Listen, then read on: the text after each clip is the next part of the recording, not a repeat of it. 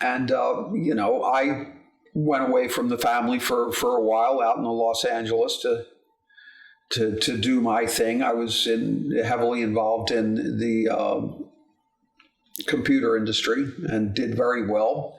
And in, I guess, 91 or so, I took a parachute and came home. What exactly made you come back home? I stay in touch with my family the whole time. And I ask myself that very same question. Oh, okay. Let's not go there. I wouldn't wish running a restaurant on anybody.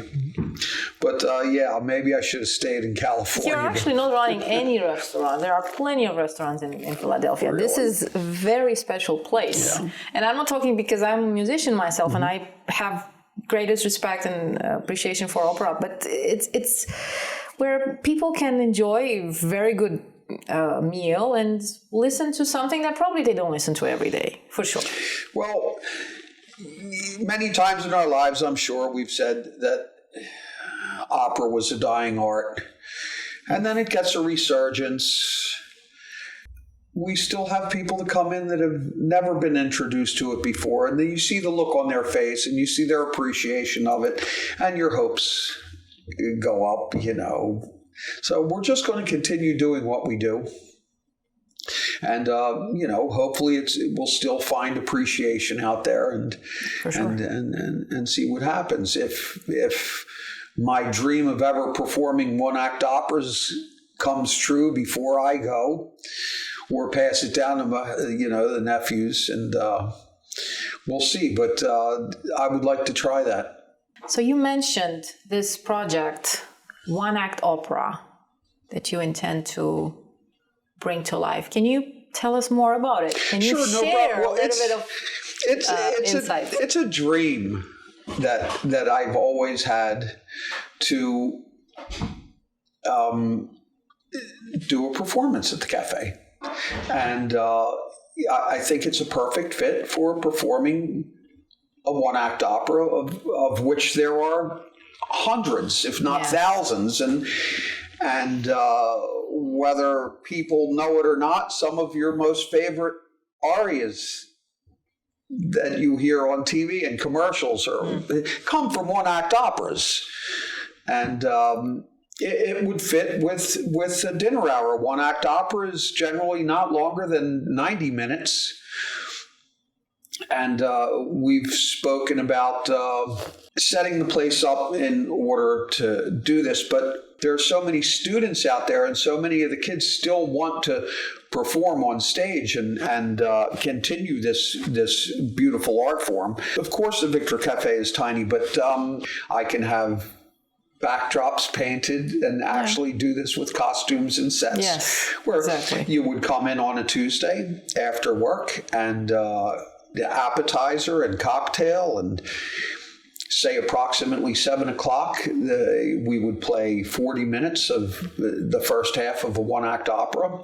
Then dinner would come up, a really nice menu, and eat until you're satisfied, and then perform the last half. If you're worried about work on Wednesday, you can leave right then, or you can stay and dessert and socialize and mingle with the artists that were on stage that evening.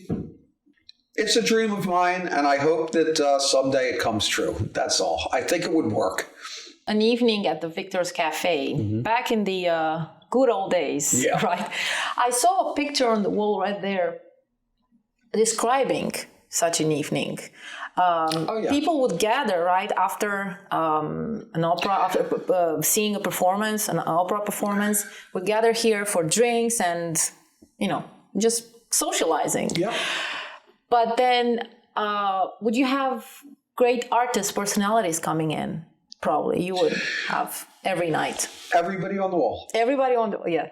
They were all here. And, and currently, Frederica von Stade was here not long ago. And you see the pictures with Grandpapa, my father, with all of them. There's, I can see Maestro Bombacek right there, who and Arthur Cosenza, who directed New Orleans Opera for 35 years. My godfather was Enrico Di Giuseppe, Ricky Di Giuseppe, who was the workhorse at the Met for 25 years. He broke the glass on the Memorex tape commercial before Ella Fitzgerald. Unfortunately, no one knew who he was, and everyone knew who Ella was. So that commercial lasted. But sure, I also remember. see Paderewski, I also see Stokowski, Toscanini, Kusevitsky, and Rachmaninoff over there. So That's right. These are big one names. of the pictures you're referring to is, I believe, I could be wrong, I believe that Opera Night in Philadelphia was Wednesday evenings at the Met. And this was where everybody gathered afterwards. So when you look at some of the old pictures, you see people were dressed up with their mink stoles on and things like that coming from the opera. What great times. What great times indeed. And you got to remember, it probably would have been better for one of my older brothers or sisters to be sitting here talking to you.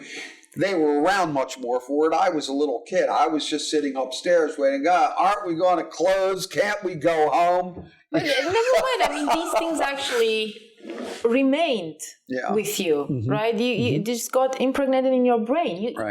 You're talking about it right now. Yeah. So you mentioned old recordings, vinyls, Victrolas. Right? It was the time when RCA, Victor Talking Machine Company, was flourishing. The company was founded in 1901 by Elridge Johnson, Camden. We see the Nipper. We see Nipper the dog, their mascot, listening to a phonograph. Yeah, initially it was a phonograph. That still works. That still works, really? I used to take them apart when I was a kid. I was mechanically inclined. I used to take them all apart. To the left is an Edison cylindrical player, and we still have a few cylinders left, but if we tried to play it, they would probably shatter.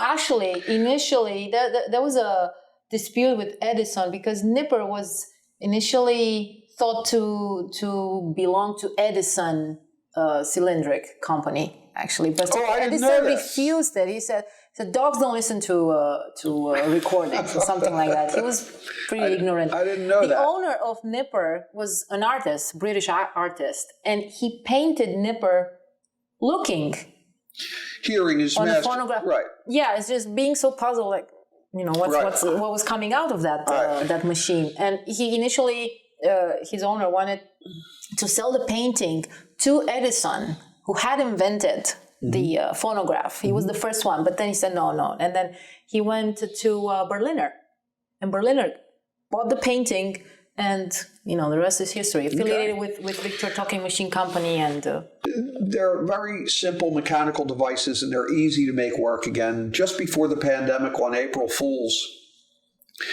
I put the original 1933 menu down in front of everybody, which was given to me by one of the first waitresses back in 1995 when we were closed for a little renovation due to a small fire. And the most expensive thing being 35 cents or something like that. But we put it down on the table with an inflation calculator next to it, brought one of the Victrolas from the lounge down, and played all the music that night on the Victrola. And the way it used to be. Yeah. And it was great. What was the feedback? What was the feedback you received? People loved it. And of course, we still had our performances, so that was canned music coming from, either an accompaniment that we would pay a musician for, or the music minus ones, or the arias senza voce recordings, and like that. But we had taken a lot of Grandpop's inventory and down to one of the big sound studios downtown to transfer because, face it, these records are getting too old to play and worn out, whatever. So we didn't have anything fixed. We left the snaps and crackles and pops in. Yeah. And when that plays, I love hearing that. Of course. The imperfections that actually it sounds like make a great recording. It adds so much ambience to the place. And so it was fun. So do you still have All of them. All of them. All right. I was going to say some, but librettos, magazines with ads in it, because Grandpa was one of only like 2 record dealers in Philadelphia. I mean, we were just putting a lot of things away in the storage, and I was leafing through things, and I learned facts I was never aware of before by reading this. And yeah, Grandpa had his ad campaign running in the magazines and this and that and the other thing, and it was it smells musty. Every week I get a telephone call from a husband or a wife whose partner is now deceased, and what do I do with their records? Would I like to buy them? And I tell them all the same thing. They're not worth a dime. Put them on eBay, and after a few months, when you realize no one wants them, I will come and get them and put them away for you. So, if the rumor that Mario Lanza's audition record is in our collection somewhere, that might be worth a lot of money, but it's a rumor. And a solid 20% of them, when you open them up, are all broken. I don't know if you remember, but they used to stamp Caruso's likeness into one of the records, and that was called a Caruso picture record. Yeah.